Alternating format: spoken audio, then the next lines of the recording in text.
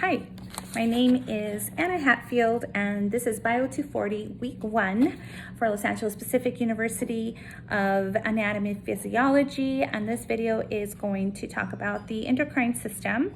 Our questions for this video is describe the location, structure, and function of the pituitary gland.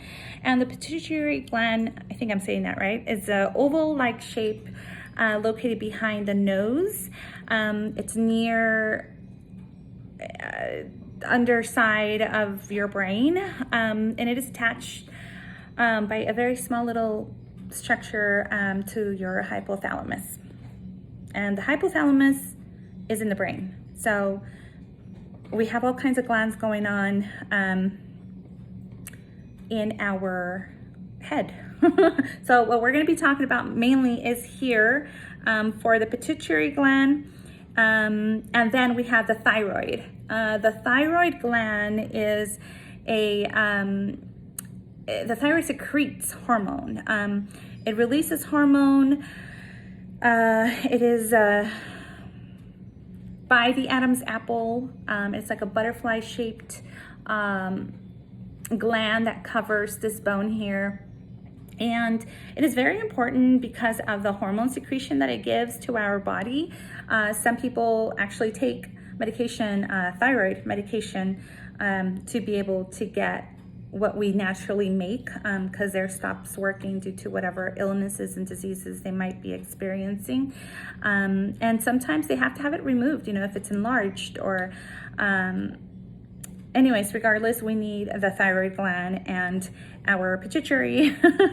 The next one we're going to talk about is the adrenal gland. It is comprised of two structures. The outer part of the adrenal gland is called the adrenal cortex. And this is known as the adrenal medulla.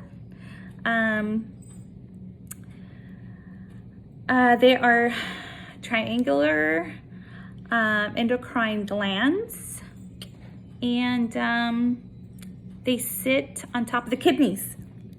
Yes, they do.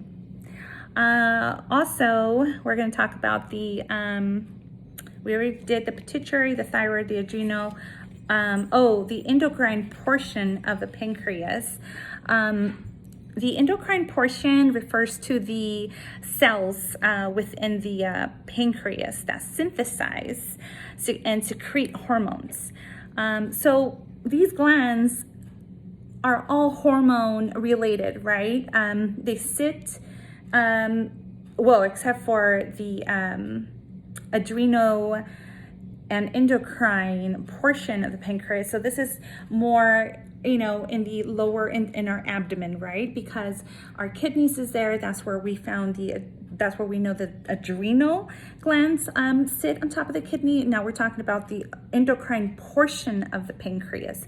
The pancreas takes the form of many small cluster cells. And I forget what they're called, but they're like small cluster cells. Explain the relationship between the hypothalamus and the hypophysis and other glands that provide examples showing the relationship. So the hypothalamus links to the nervous endocrine system. By the way, through the first one, the pituitary gland. They stimulate inhibiting the hormones.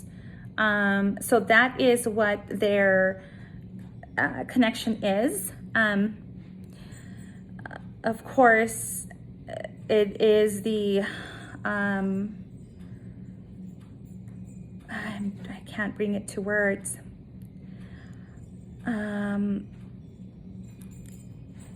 These